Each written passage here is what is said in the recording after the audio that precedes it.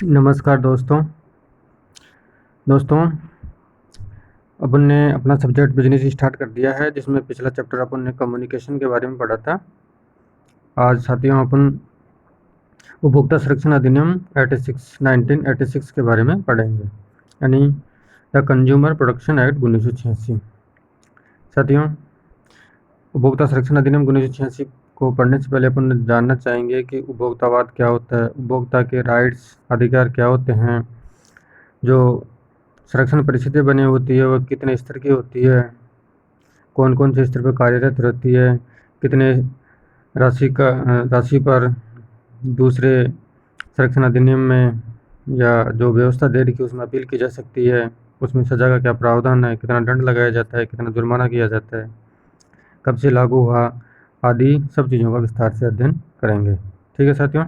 और साथियों, अभी तक यूट्यूब चैनल को सब्सक्राइब नहीं किया तो कृपया सब्सक्राइब करें, वीडियो को लाइक करें और शेयर करें।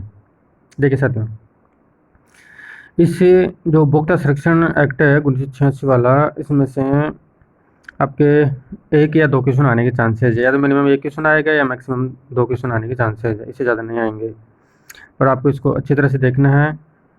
ठीक है। बात करते हैं कि उपभोक्ता अर्थव्यवस्थाओं का सम्राट तथा समस्त विपणन क्रियाओं का आरंभिक एवं अंतिम लक्ष्य है। उपभोक्ता संतुष्टि सर्वोपरि है, यानी जो व्यापार किया जाता है, व्यापारी द्वारा लाभ कमाने के साथ साथ उपभोक्ता की संतुष्टि अति आवश्यक होती है। जब तक उपभोक्ता की संतुष्टि नहीं होगी, वो उनकी सेवाओं या वस्तुओं से संतुष्ट नहीं होगा, तब तक वो अन्य माल क्रय करने हेतु प्रेरित नहीं होगा और उसे सदैव सही मानकर ही विपणन क्रियाओं का प्रबंधन वर्तमान में वैश्वीकरण प्रक्रिया है, निजीकरण उदारीकरण के दौर में किया जाना काफ़ी आवश्यक होता है। यानी उपभोक्ताओं के हितों को जानना और उनकी पूर्ति करना अति आवश्यक कार्य होता है। कोई भी व्यापारी अगर इन उपभोक्ता हितों का उल्लंघन करता है तो उसे अधिनियम के प्रावधान के अनुसार सजा या जुर्माने से दंडित किया जा सकता है। अब आगे बात करते हैं उपभोक्तावाद की। देखिए, उपभोक्तावाद का कैसे स्टार्ट हुआ, किस लिए बनाया गया उपभोक्तावाद या अधिनियम, इसका इतिहास देखते हैं। उपभोक्तावाद यानी उपभोक्ताओं के हितों और अधिकारों की रक्षा करने हेतु स्वयं उनके द्वारा चलाए जाने वाले आंदोलन अथवा संगठित प्रयत्नों को कहा गया है। यानी जो उपभोक्ताओं के हितों के लिए जो आंदोलन या कार्यक्रम चलाया जाता है, उसको ही उपभोक्तावाद कहा गया है। उपभोक्तावाद यानी उपभोक्ता की भलाई या उपभोक्ता की सुरक्षा। वैचारिक दृष्टि से उपभोक्तावाद वह अवधारणा है जो उपभोक्ताओं को उत्पादकों एवं विपणनकर्ताओं को दूषित व्यवहार से बचाने हेतु उनमें जागरूकता तथा सक्रियता उत्पन्न करती है। यानी कहने का तात्पर्य यह है कि जो उपभोक्तावाद है वह इस कंसेप्ट पर आधारित है कि जो प्रोडक्शन किया जाता है, जो उत्पादक होते हैं और जो उत्पादकों द्वारा वस्तुओं को विक्रय करने के लिए विपणनकर्ताओं के माध्यम से संचालन किया जाता है, तो इन चीज़ों से, इन कड़ियों से बचाने हेतु उपभोक्तावाद जरूरी हो जाता है और सरकार को भी उनके हितों व अधिकारों की रक्षा के लिए आवश्यक कानून, नियम और उपाय करने को प्रेरित करती है। यानी सरकार को भी उपभोक्ताओं के हितों के लिए रेगुलेशन, कानून, नियम आदि बनाने पड़ते हैं। अब बात करते हैं साथियों इम्पोर्टेंट रूप से जो उपभोक्ता संरक्षण अधिनियम 1986 के क्या क्या अधिकार है। ये क्वेश्चन पूछे जाने का पूरा चांसेस है कि उपभोक्ता को 6 अधिकार दे रखे हैं। बहुत 6 अधिकार देखते हैं, अपन आगे पढ़ेंगे विस्तार से राइट्स को। 6 अधिकार कौन कौन से दे रखे हैं। देखिए, पहला अधिकार तो है सुरक्षा का अधिकार, यानी किसी भी वस्तु को खरीदते वक्त या प्रयोग करते समय उसमें पर्याप्त सुरक्षा होनी चाहिए, उसमें किसी प्रकार की समस्या नहीं आनी चाहिए। अगला सूचना पाने एवं शिक्षण का अधिकार, यानी उपभोक्ता द्वारा वस्तु खरीदते समय व्यापारी से उस वस्तु के बारे में सूचना पाने का अधिकार है। वह उपभोक्ता उस व्यापारी को उस वस्तु की क्वालिटी, क्वांटिटी आदि के बारे में पूछने का अधिकार होता है। चयन का अधिकार, उपभोक्ता को किसी भी वस्तु को खरीदने के लिए उसको चयन का यानी विकल्प लेने का अधिकार है कि वह किस वस्तु को खरीदे किस मात्रा में खरीदें, यह सब उसको राइट्स होता है। सुने जाने का अधिकार, यदि किसी उपभोक्ता द्वारा कोई वस्तु खरीदी गई है, उसमें किसी प्रकार का कोई डिफेक्ट आता है या कमी आती है या उसके बारे में कोई ग्रीवेंस या परिवेदना है, तो उसे सुने जाने का अधिकार होता है। क्षतिपूर्ति का अधिकार क्षतिपूर्ति का अधिकार यानी क्षतिपूर्ति के अंतर्गत किसी भी वस्तु में किसी प्रकार की कमी हो या नुकसान हो उपभोक्ता को, तो उसकी क्षतिपूर्ति प्राप्त करने के लिए उसे राइट्स होता है। ये क्षतिपूर्ति प्राप्त करने के लिए अपील कर सकता है। वो अपील करेगा, किस तरीके से करेगा, क्या व्यवस्था होती है, आगे पढ़ेंगे। और लास्ट में अन्य अधिकार।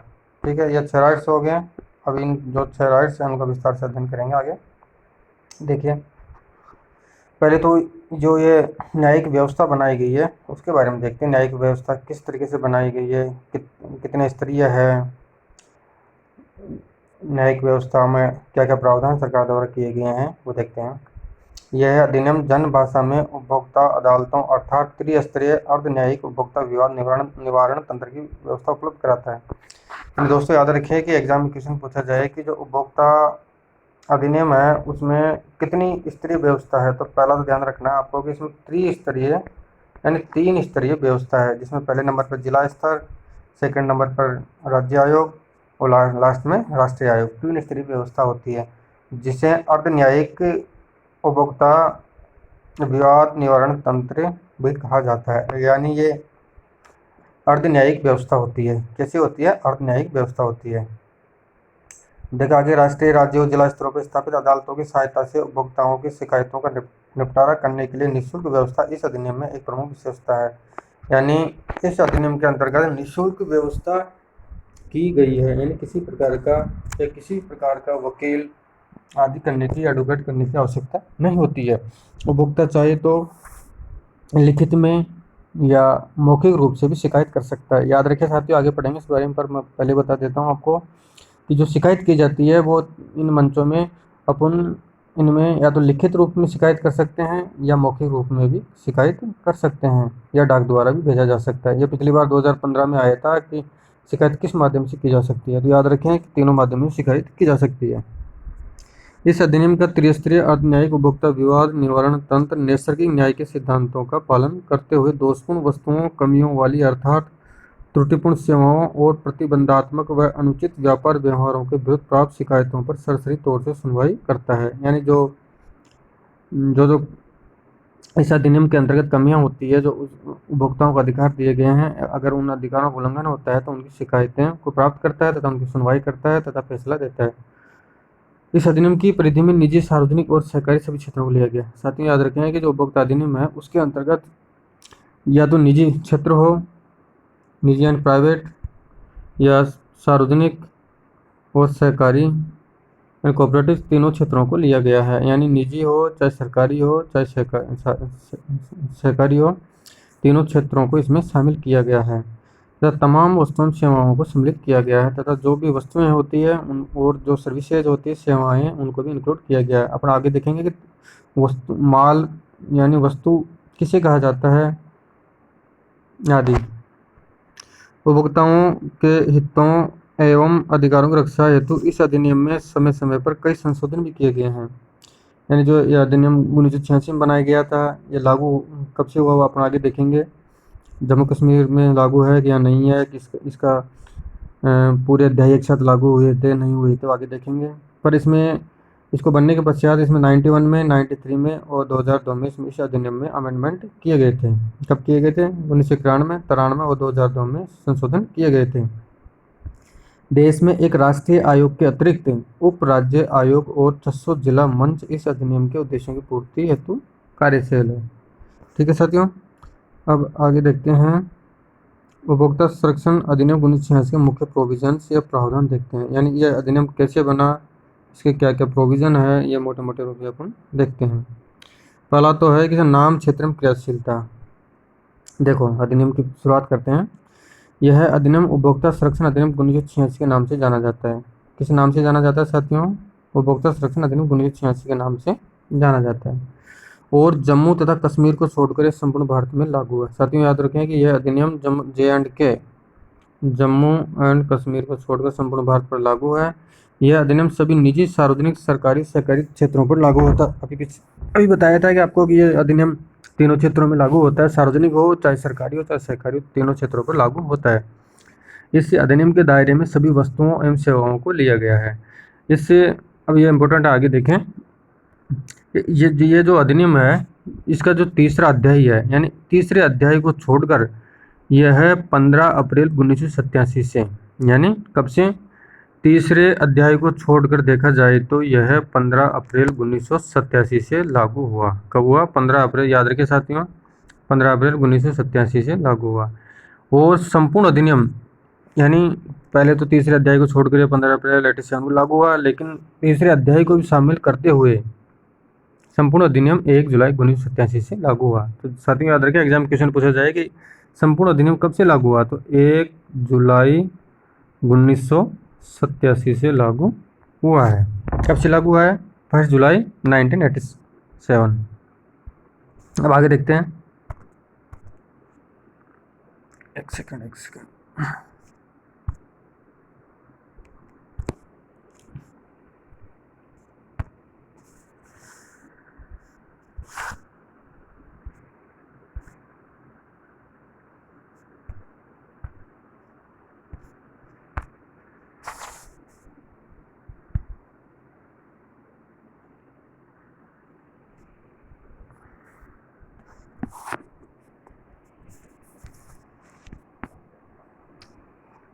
ठीक है साथियों, ये अधिनियम कब से लागू हुआ है? संपूर्ण भारत में 1 जुलाई 1987 से लागू हुआ है।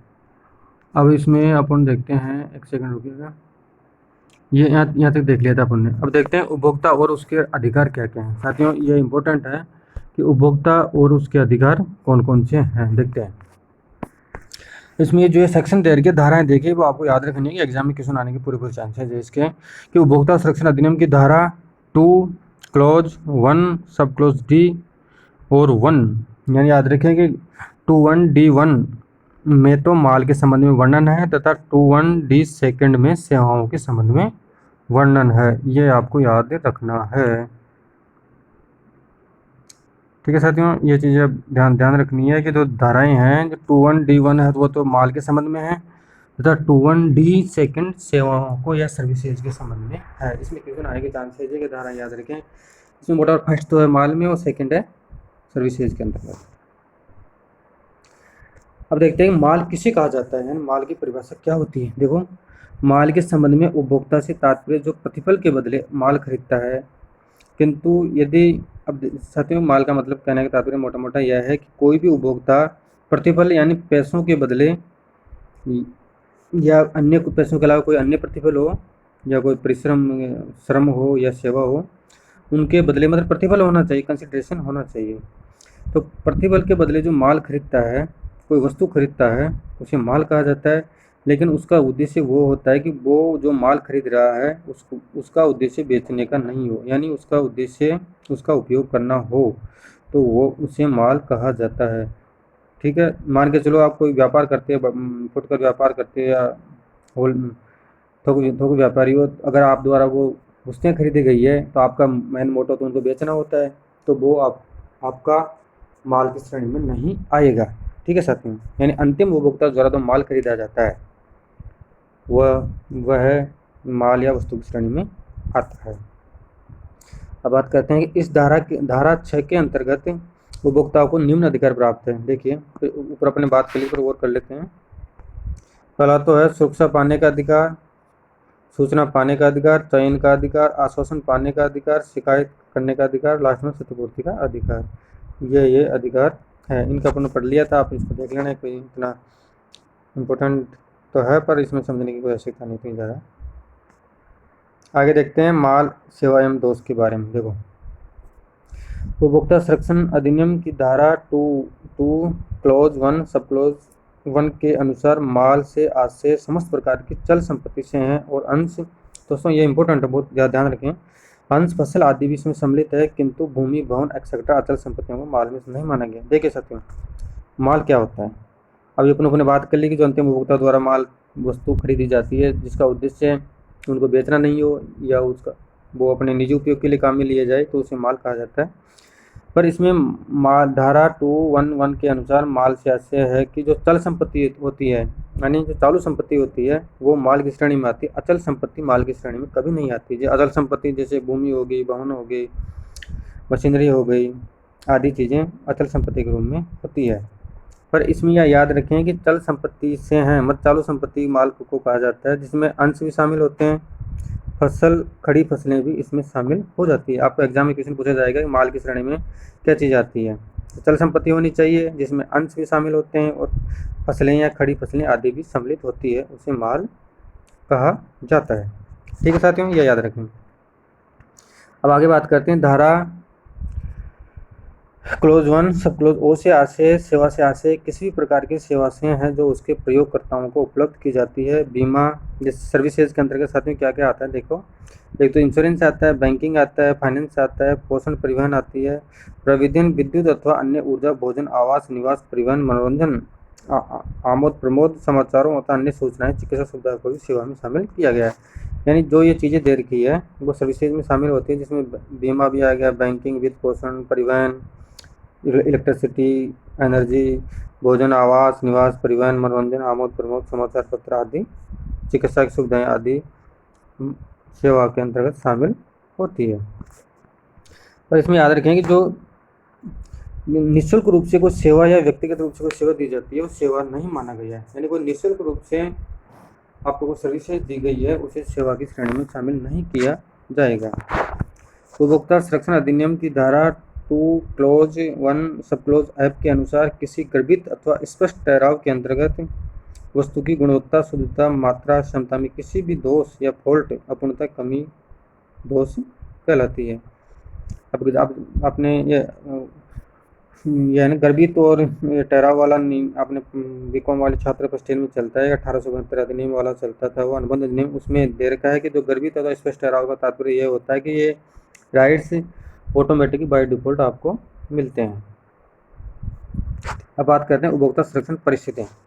देखिए उपभोक्ता संरक्षण एक्ट की धाराएं 4 से 8 देश में गठित होने वाली उपभोक्ता संरक्षण परिषदों की गठन प्रक्रिया, उनके उद्देश्यों, सभाओं तथा कार्यप्रणाली का उल्लेख करती है। जो ये उपभोक्ता संरक्षण परिषदें हैं उसमें धारा 4 से 8 तक में वर्णन किया गया है, जिसमें उसकी प्रक्रिया है, उसका ऑब्जेक्ट, उसकी सभाओं का विवरण, उसकी कार्यप्रणाली का उल्लेख किया गया है। धारा 4 से 8 के बारे में याद रखें कि धारा 4 से 8 के बारे में क्या क्या उल्लेख किए गए हैं। इसमें उपभोक्ताओं के हितों की रक्षा करना, संवर्धन की दृष्टि से इन परिषदों को 2 वर्गों, केंद्रीय उपभोक्ता संरक्षण परिषद, यानी जो ये उपभोक्ता संरक्षण परिषदें बनाई गई है सरकार द्वारा, जिसमें 2 प्रकार की परिषदें होती है। एक तो होती है केंद्रीय उपभोक्ता संरक्षण परिषद, क्या होती है केंद्रीय उपभोक्ता संरक्षण परिषद, और एक होती है राज्य उपभोक्ता संरक्षण परिषद में नियुक्त किया गया है। यानी 2 प्रकार की उपभोक्ता संरक्षण परिषदें पाई जाती है। अब बात करते हैं पहले केंद्रीय उपभोक्ता संरक्षण परिषद की, यानी सन 1987 में इसकी स्थापना हुई तथा इसका मुख्यालय नई दिल्ली में स्थित है। यानी केंद्रीय एग्जाम में क्वेश्चन पूछा जाएगा कि केंद्रीय उपभोक्ता संरक्षण परिषद की स्थापना कब हुई, तो साथियों इसकी स्थापना 1987 या 1987 में हुई थी और इसका हेडक्वार्टर या मुख्यालय नई दिल्ली में स्थित है, जिसमें कुल 150 सदस्य होते हैं। कितने होते हैं इसमें? कुल 150 सदस्य होते हैं। केंद्रीय परिषद के वर्ष में कम से कम एक बार सभा करना तो आवश्यक है, वैसे कभी भी आवश्यकता होने पर सभाएं बुलाई जा सकती है। सभा का समय एवं स्थान अध्यक्ष द्वारा तय किया जाता है। देखिए ये तो इसकी कार्यप्रणाली है, आप देखिए। अब बात करते हैं राज्य उपभोक्ता संरक्षण परिषद की। इस एक्ट की धारा 7 में इन परिषदों के गठन, उद्देश्यों, कार्यप्रणाली तथा सभाओं का आदि का उल्लेख करती है। यानी जो जो केंद्रीय उपभोक्ता परिषद है वो स्वयं परिषदों के गठन, इसके ऑब्जेक्ट, उद्देश्य, कार्यप्रणाली, सभाओं आदि का भी उल्लेख धारा 7 में किया गया है। अब बात करते हैं जिला उपभोक्ता संरक्षण परिषदें। इस एक्ट की धारा 8A के अंतर्गत हर जिले में इसका गठन होता है। ऐसी परिषदों के चेयरमैन जिला कलेक्टर, यानी जो जिला उपभोक्ता परिषद होती है साथियों, उसका मुख्य अधिकारी जिला कलेक्टर को माना जाता है। किसको माना जाता है? जिला कलेक्टर को माना जाता है।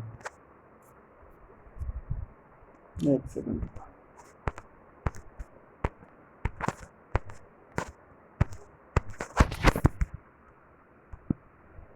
ठीक है साथियों, यानी जो जिला परिस्थितियाँ होती है उसका मुखिया जिला कलेक्टर होता है। जिला कलेक्टर के माध्यम से अपील होती है, जिसको अन्य राज्यों में अलग अलग नामों से जाना जाता है। जिला कलेक्टर को मजिस्ट्रेट कहते हैं, कहीं और कहते हैं, सब चीज़ें अलग अलग है।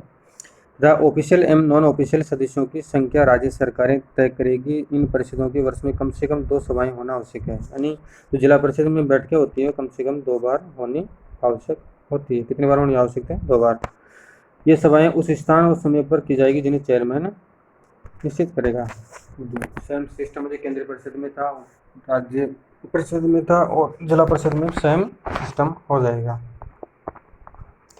अगला है उपभोक्ता निवारण विवाद निवारण तंत्र क्या है। देखो, अब बात करते हैं कि यह सब चीज़ें अपने पढ़ ली। इसका क्या उपभोक्ता संरक्षण अधिनियम में क्या क्या राइट्स हैं, ये अधिनियम कब से लागू हुआ, इस तीसरा अध्याय को छोड़ कब से लागू हुआ, क्या क्या प्रोविजंस हैं, ये सब चीज़ें अपन ने पढ़ ली। अब बात करते हैं कि उपभोक्ता विवाद निवारण तंत्र, जो वस्तुओं में किसी प्रकार की कमी हो जाती है उसकी क्षतिपूर्ति पाने के लिए जो उपभोक्ताओं द्वारा अपील की जाती है वो कैसे की जाती है, जिला स्तर पर कैसे की जाएगी, राज्य आयोग में कैसे की जाएगी, राष्ट्रीय आयोग में कैसे की जाएगी, और राष्ट्रीय आयोग के पश्चात में लास्ट में अपील कहाँ की जाती है, ये सब चीज़ें अपन देख रहे हैं।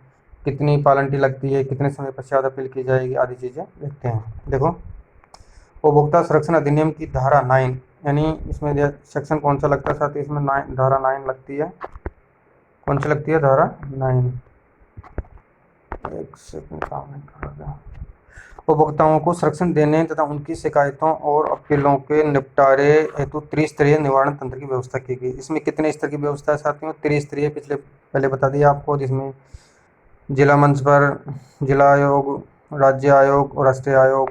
जिला मंच के निर्णय के विरुद्ध, अब देखो साथियों, अपन ने जिला मंच में अपील कर दी। अब जिला मंच के निर्णय से अपन संतुष्ट नहीं है, या प्रथम पक्ष संतुष्ट नहीं है, सेकंड पक्ष संतुष्ट नहीं है, तो उसमें अपील करने का क्या प्रावधान है। देखो, जिला मंच के निर्णय के विरुद्ध अपील 30 दिन के भीतर, कितने दिन के भीतर? यानी 1 माह के भीतर 25,000 रुपये अथवा पेनल्टी की आधी राशि, यानी 25,000 रुपये अथवा पेनल्टी की आधी राशि जो भी कम हो जमा कराते हुए राज्य आयोग को भी की जा सकती है।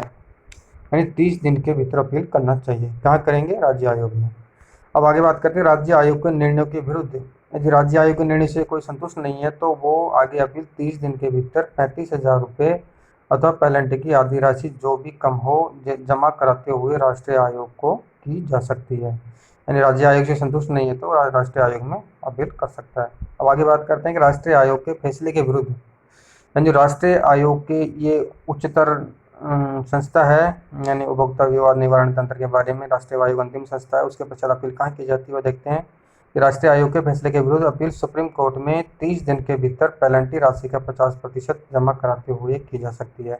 यानी अगर कोई उपभोक्ता राष्ट्रीय आयोग के निर्णय से संतुष्ट नहीं है या अन्य पक्षकार संतुष्ट नहीं है तो वह अपील 30 दिन के भीतर पेनल्टी राशि का 50% जमा कराते हुए सुप्रीम कोर्ट यानी भारत के उच्चतम न्यायालय में अपील कर सकता है। पर इसमें शर्त यह है कि वस्तु या सेवा का मूल्य 1 करोड़ रुपए से अधिक का हो। वो अपन देखेंगे कि इसमें क्या क्या प्रावधान है, कितनी रुपए तक की अपील कहाँ की जा सकती है और कितनी कहाँ से की जा सकती है, ये देखेंगे। यानी इसमें कंडीशन ये है कि 1 करोड़ रुपए से अधिक का मूल्य होगा वस्तुओं का या सेवाओं का तो ही आप सुप्रीम कोर्ट में अपील कर सकते हो। आगे है, किसी आदेश की अनुपालना नहीं करने पर अगर जिला आयोग, राज्य आयोग, राष्ट्रीय आयोग, सुप्रीम कोर्ट द्वारा कोई आदेश दिया गया है, ऑर्डर दिया गया है, अगर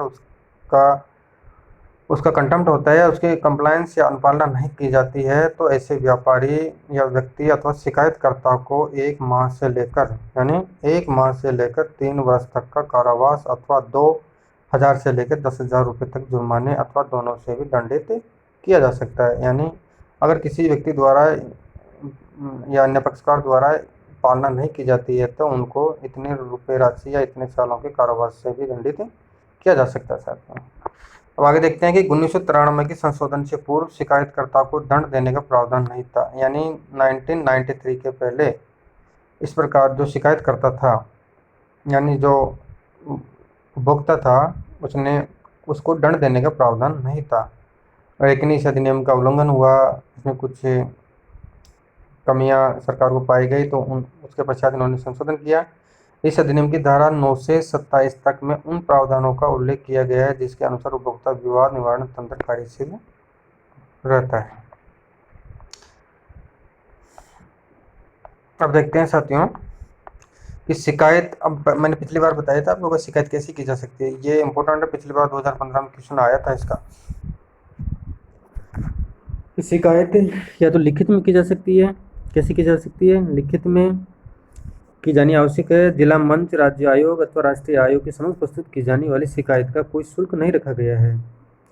किंतु पहले इस मतलब इनका कोई शुल्क नहीं था, यानी फीस नहीं थी, लेकिन 2002 में इस अधिनियम में संशोधन कर नॉमिनल शुल्क की व्यवस्था की गई है। यानी 2002 तक इसमें किसी प्रकार का शुल्क फीस नहीं ली जाती थी, लेकिन 2002 के अमेंडमेंट के पश्चात इसमें कुछ नॉमिनल चार्जेस लिए गए हैं। अब इस देखो, इसमें मैंने पहले बताया था आपको कि शिकायत डाक द्वारा भी भेजी जा सकती है, या शिकायतकर्ता या उसका जो प्रतिनिधि रिप्रेजेंटेटिव व्यक्तिगत रूप से भी उपस्थित होकर शिकायत कर सकता है। यानी शिकायत लिखित में भी हो सकती है, डाक द्वारा की जा सकती है, या शिकायतकर्ता का कोई प्रतिनिधि या स्वयं व्यक्तिगत रूप से उपस्थित होकर भी शिकायत कर सकता है। याद रखें कि ये चीज़ें पूछी जा सकती है कि शिकायत किस रूप में की जा सकती है। शिकायत करने वाले व्यक्ति के लिए पैरवी हेतु वकील करना आवश्यक नहीं है। यानी जो शिकायतकर्ता होता है उसके लिए जो पैरवी की जाती है कोर्ट में, या जो भुगता आयोग होता है उसमें वकील करना आवश्यक नहीं होता है, एडवोकेट करना आवश्यक नहीं होता है। यानी वह स्वयं अपने पक्ष को रख सकता है। यानी बगैर पक्ष, जो पक्षकार होता है बगैर एडवोकेट की सहायता के बिना भी अपना पक्षकार के रूप में अपना पक्ष रख सकता है। अब साथियों लास्ट में इंपॉर्टेंट ये चीज़ देखनी है आपको कि ये जो अर्ध न्यायिक व्यवस्था है त्रिस्तरीय, जिसमें पहला तो होता है जिला मंच, अगला होता है राज्य आयोग और लास्ट में होता है राष्ट्रीय आयोग। इसमें देखेंगे कि कितनी राशि तक अपील किस न्यायालय में या किस आयोग में की जा सकती है। इसमें सदस्य की आयु कितनी होनी चाहिए, जिसमें कितने सदस्य अध्यक्ष होंगे, कितनी महिलाएं होना जरूरी है, इनका कार्यकाल क्या होता है, निर्णय कितने दिनों में दिया जाएगा, ये सब चीज़ें इंपॉर्टेंट है, ये आपको अच्छी तरह से देखना है। देखिए साथियों बात करते हैं पहले राशि की। यानी जिला मंच में अपन 20 लाख तक की अपील कर सकते हैं। कितनी कर सकते हैं? जिला मंच में अपन 20 लाख रुपए तक की अपील कर सकते हैं। माल या सेवाओं का मूल्य अगर 20 लाख तक है तो अपन जिला मंच में अपील कर सकते हैं। कितने तक? 20 लाख तक, याद रखें। अगर उस निर्णय से अपन संतुष्ट नहीं है तो वो आगे राज्य आयोग में जाएगा, और यदि उस निर्णय से संतुष्ट नहीं तो राष्ट्रीय आयोग में जाएगा, राष्ट्रीय आयोग के पश्चात सुप्रीम कोर्ट जाएगा। ये तो हो गया, आपको 20 लाख तक जिला मंच में करेंगे।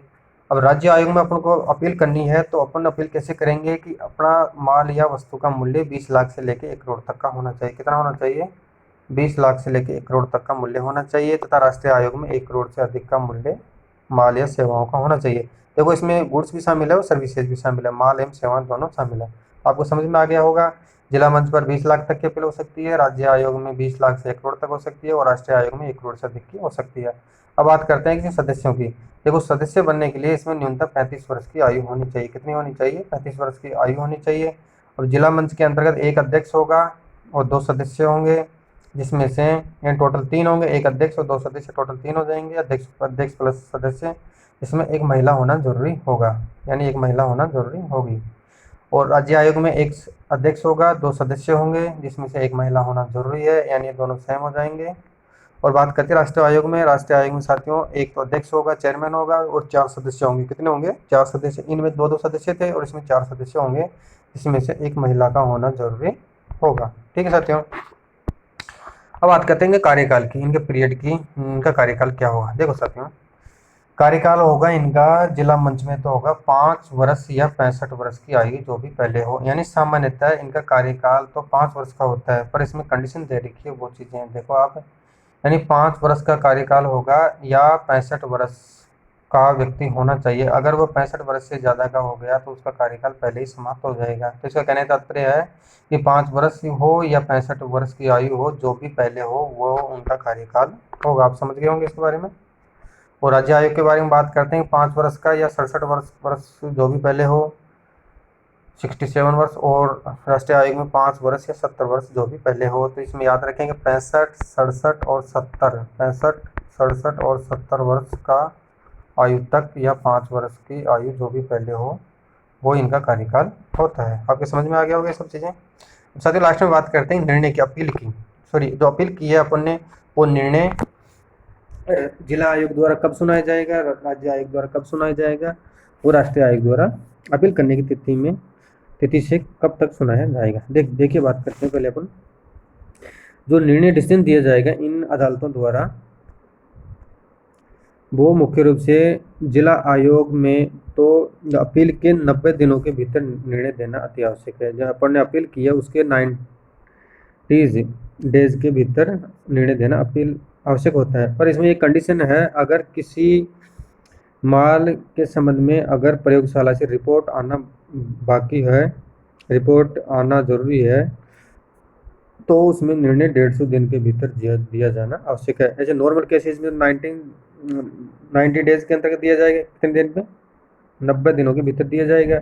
लेकिन अगर किसी माल में प्रयोगशाला से रिपोर्ट अति आवश्यक है, या माल में कोई व्यवधान था, कमियां थी, उसके लिए प्रयोगशाला में उसका परीक्षण किया जाना अति आवश्यक था, तो उसके लिए न्यायालय या जिला आयोग 150 दिन में अपना निर्णय देगा, यानी 5 महीने में अपना निर्णय देगा।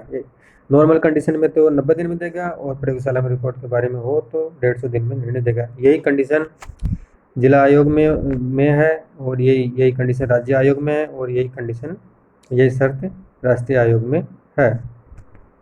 तो सीधे ठीक है साथियों, आपका ये चैप्टर उपभोक्ता संरक्षण अधिनियम 1986 मैंने कंप्लीट करवा दिया गया है। अगर आपको कोई क्यूरीज हो तो मुझे कमेंट करना। मतलब ये मैंने आपको शुरू से लेकर एंड तक कंप्लीट करवाया है, इसमें किसी प्रकार का बाहर से क्वेश्चन आने का कोई चांसेस नहीं है।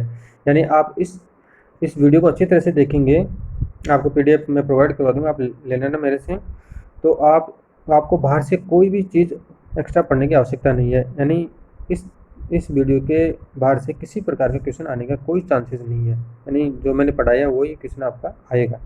सब चीज़ें मैंने क्लियर करवा दी इसमें। तो इसमें आपका मैक्सिमम मैंने पहले बता दिया था, 1 या 2 क्वेश्चन आने के चांसेस, या तो 1 आएगा या मैक्सिमम 2 आएंगे। ठीक है साथियों, आपका एक चैप्टर कंप्लीट हो गया। अब अपन नए चैप्टर के रूप में आगे वीडियो में मिलेंगे। Thank you.